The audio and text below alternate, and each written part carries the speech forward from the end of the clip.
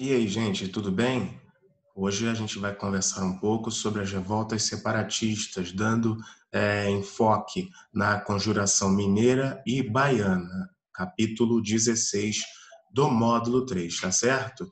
Mas um aviso antes da gente começar a entrar na matéria. É importante a gente abrir a cabeça e entender que esse assunto ele tem que ser levado em consideração o ambiente externo e o ambiente interno relacionado ao Brasil colônia. O que estava acontecendo no mundo, sobretudo em Portugal, que influenciou a colônia? O que estava acontecendo aqui, dentro da colônia, nesse contexto? Estamos aí em meados do século XVIII. O Brasil ainda era colônia de Portugal, tá? Então a gente vai começar a conversar um pouco sobre o ambiente interno do Brasil, as características do Brasil colônia no século XVIII. Vamos lá, sobre o ambiente interno. O Brasil ainda era a colônia de Portugal, era a menina dos olhos da monarquia portuguesa e, claro, estava sujeita aos caprichos da metrópole nesse momento. É importante destacar que o período colonial, como está demonstrado nessa figura, teve como principais produtos produzidos aqui no Brasil a cana-de-açúcar e o ouro, mas a gente pode afirmar que existia um comércio interno, ou seja, entre as cidades coloniais, entre as regiões coloniais, existia um fluxo de charque, de alimentos, de vestuários entre os próprios colonos, um mercado forte dentro da colônia que era o Brasil ligada a Portugal. Então, ampliando mais essa discussão, existiam os produtos vinculados ao mercado externo, que tinham por objetivo serem entregues a Portugal, respeitando o pacto colonial, mas existia também um ambiente, um mercado interno próprio dentro das colônias, a partir de serviços, a partir da produção de certos tecidos, que vai ser proibido em anos mais para frente, que eu vou detalhar com vocês, a partir de um consumo de carne produzida aqui no Brasil colônia, tá certo? É importante vocês levarem isso em consideração também. Tudo bem? Tranquilo? Essa imagem, mais uma vez falando, ela retrata aí, dividindo os períodos de governo que o Brasil teve, evidenciando, demonstrando os produtos que faziam parte da pauta de comércio externo do Brasil no período pré-colonial, período colonial, período imperial e período republicano. Nós estamos aqui, período colonial, tá? 1530 a 1822. Mais uma vez, falando para vocês, os principais produtos desse período que o Brasil exportava para Portugal, respeitando o pacto colonial, eram, sem sombra de dúvida, a cana-de-açúcar, que teve seu ciclo hegemônico, e o ouro, já se encaminhando para o século XVIII. A gente pode também forçar uma barra aí para a segunda metade do século XIX, o café. O café foi o produto principal da pauta de exportação do Brasil no período imperial, ok? Mas vamos nos ater a esse recorte temporal onde nós estamos, no Brasil colonial. Tudo bem? Temos que também conversar, como eu falei, sobre o ambiente externo, o que estava acontecendo no mundo para influenciar assim os ditames, para influenciar o próprio processo colonial do Brasil nesse período. Queridos, lembrando, Portugal teve como ministro um déspota esclarecido. um ministro que assumiu a pasta dos assuntos estrangeiros chamado Marquês de Pombal. Foi um ministro que estudou na Inglaterra, foi um ministro que teve contato com as ideias iluministas, enfim, era um ministro vinculado à onda iluminista que a Europa estava vivenciando. É por isso que ele foi chamado de déspota esclarecido, porque as reformas que ele propôs para Portugal visavam aí atenuar, visavam diminuir a influência da monarquia sobre determinados assuntos, como, por exemplo, na economia.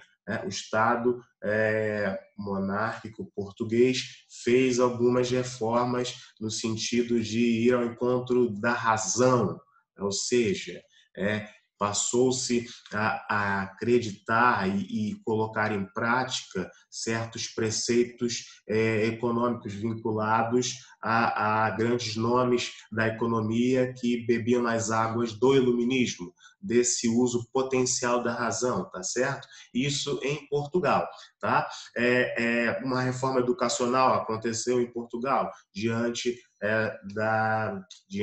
desse protagonismo de Marquês de Pombal, mesmo sendo um ministro dos assuntos estrangeiros, influenciou a educação em Portugal, ou seja, na metrópole. Mas, em relação ao Brasil, né, esse senso, essa postura iluminista, ela não vingou, não aconteceu. Lembrando que o Brasil era colônia, estava sujeito aos caprichos de Portugal.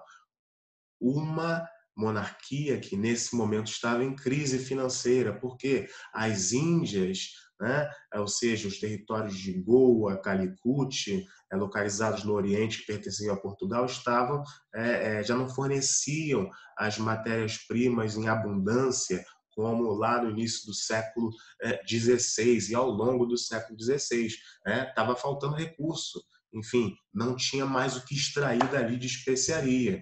Dessa forma, Portugal entra em crise financeira e destina aí todos os esforços econômicos em sugar o máximo da sua colônia mais rica, o Brasil. Então, a partir desse momento, liderado por Marquês de Pombal, as ações frente aos colonos passam a ser mais rígidas, passam a ser mais controladas, sobretudo nesse momento que se descobre o ouro no Brasil, na região das Minas Gerais, tá certo? Então, diante dessa condição, o Império Português passa a ter uma relação mais firme, com mais controle sobre o Brasil colonial, justamente por esse cenário financeiro catastrófico que a metrópole vivenciava.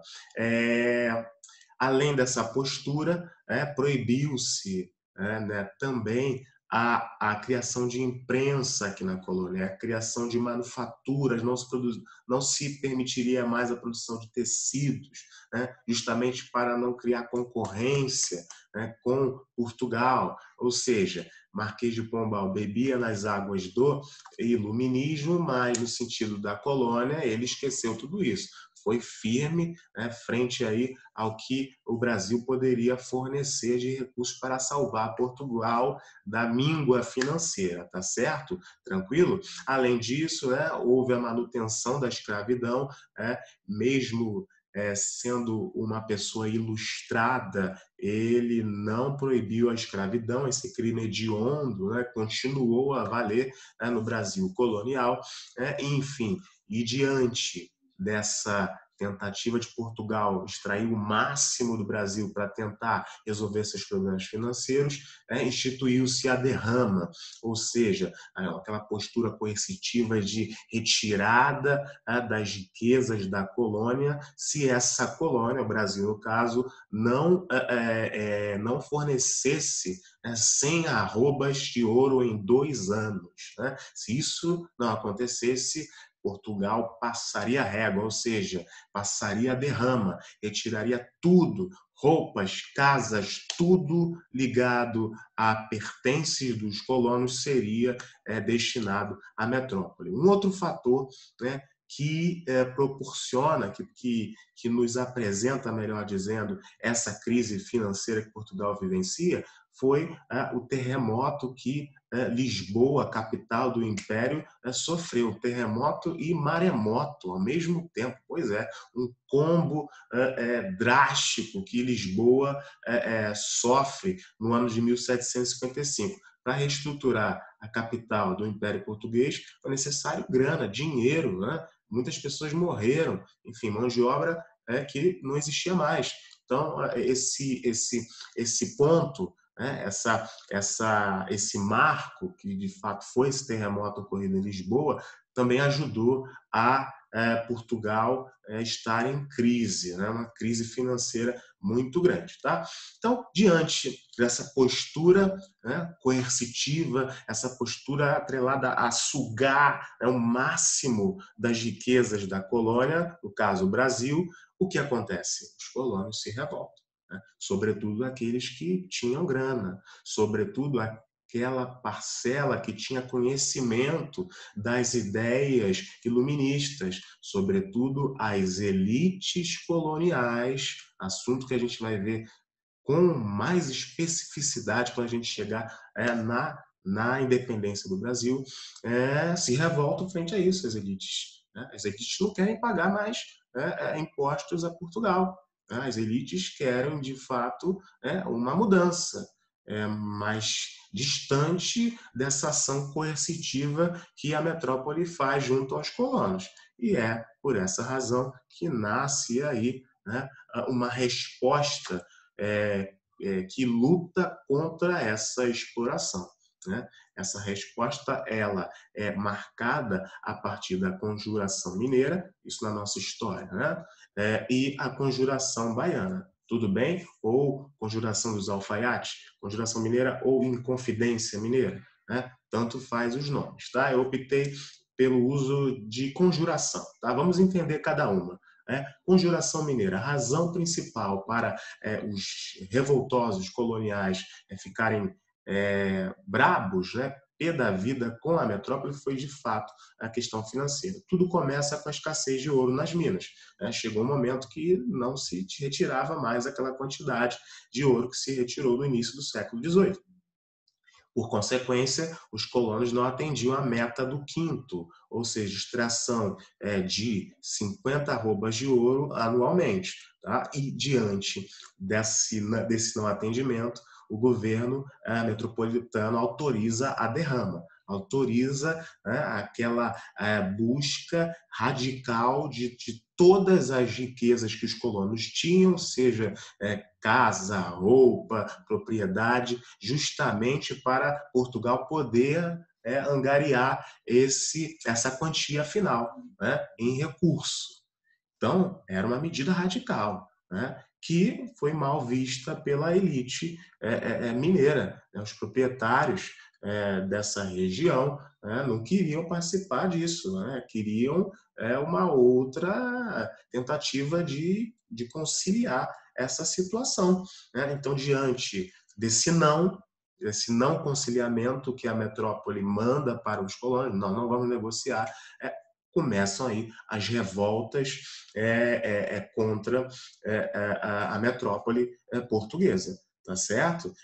Lembrando que essas revoltas, o povo na rua, quebrando casas, quebrando, enfim, lamparinas, tocando terror na região das Minas, isso era instigado pela elite, né, que se utilizava ali do povo, para o povo fazer o trabalho sujo, e essa elite vê de braços cruzados o que estava acontecendo, apoiando, vai lá, luta, vai, quebra tudo mesmo. Mas a gente vai ficar aqui só pensando, tá? A gente não vai se sujar, não. Até porque a gente tem referências dos iluministas que se utilizavam como arma o argumento, a razão. Veja o que aconteceu lá nos Estados Unidos. Né? Eles se voltaram contra os ingleses. Né? Se eles foram assim, conseguiram esse êxito, por que nós não? Tudo bem? Tá certo? Então, a Conjuração Mineira, de modo geral, teve a inspiração do sucesso da independência das 13 colônias. Né? Entretanto, olha como é que são as coisas. Né? Essa elite que adorava falar que lia Rousseau, que lia d'Alembert, que lia, enfim, Montesquieu, ou seja, epítetos, nomes do iluminismo, né? Ela queria que a escravidão se mantesse. Claro, claro. Quem vai trabalhar para mim? Eu não vou sujar minhas mãos, não. Né? Escravidão mantida, nem se pensou em discutir isso, né? Dar cidadania para os escravos, que já eram brasileiros, já tinha gerações aqui que já nasceram aqui, gerações de escravos. Isso não foi debatido.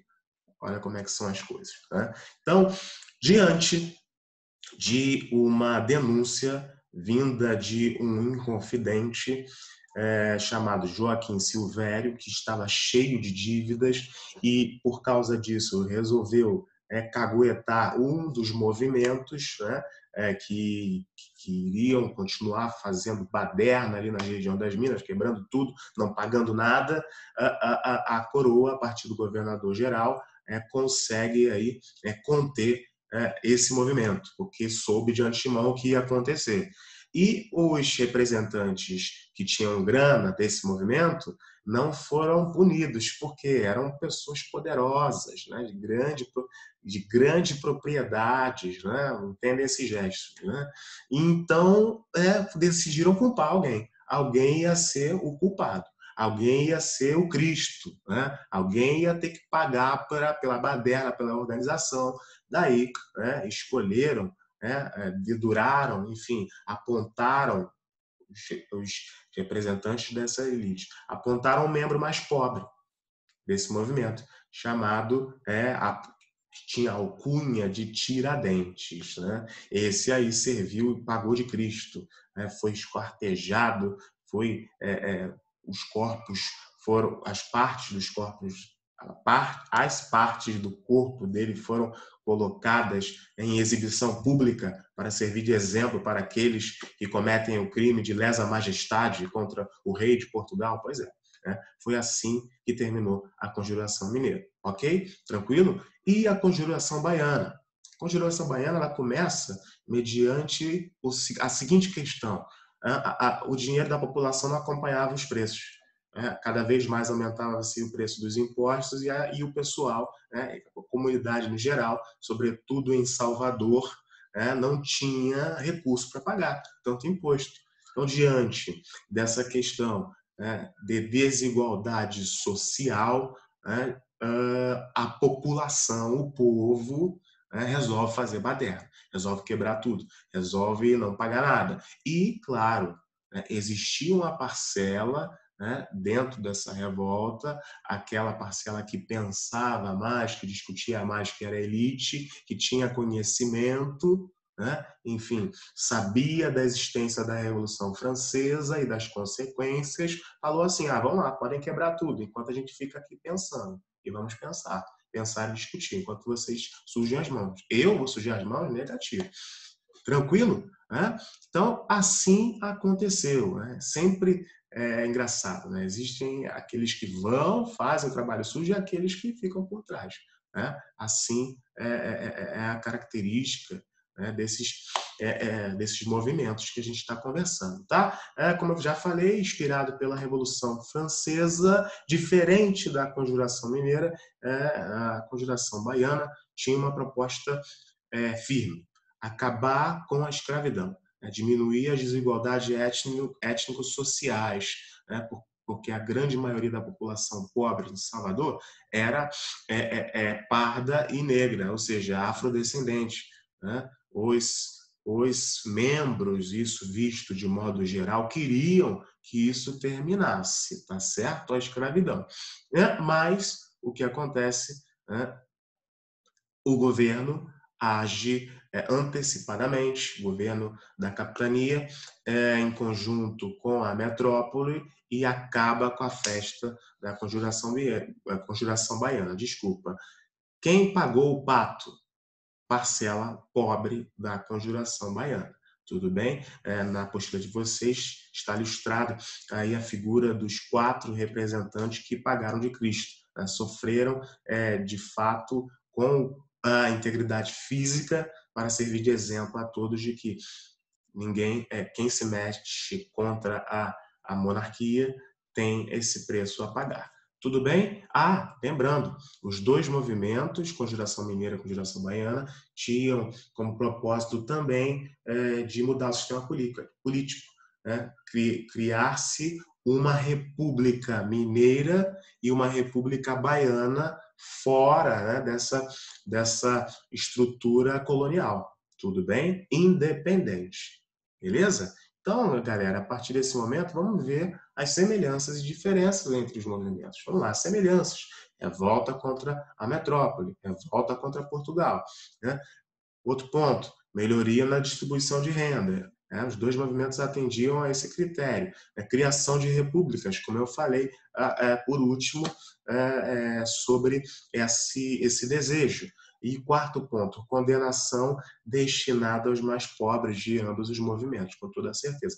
Quem pagou o pato foi, melhor dizendo, né, os mais pobres, sobretudo aqueles que eram afrodescendentes. No caso da Conjuração Baiana, mas na Conjuração Mineira foi aí o mais pobre, Joaquim José da Silva Xavier, ou Tiradentes. Beleza? Vamos ver as diferenças, né? Localidades, claro, um acontece na região das Minas, o outro acontece na região nordeste do país, em Salvador.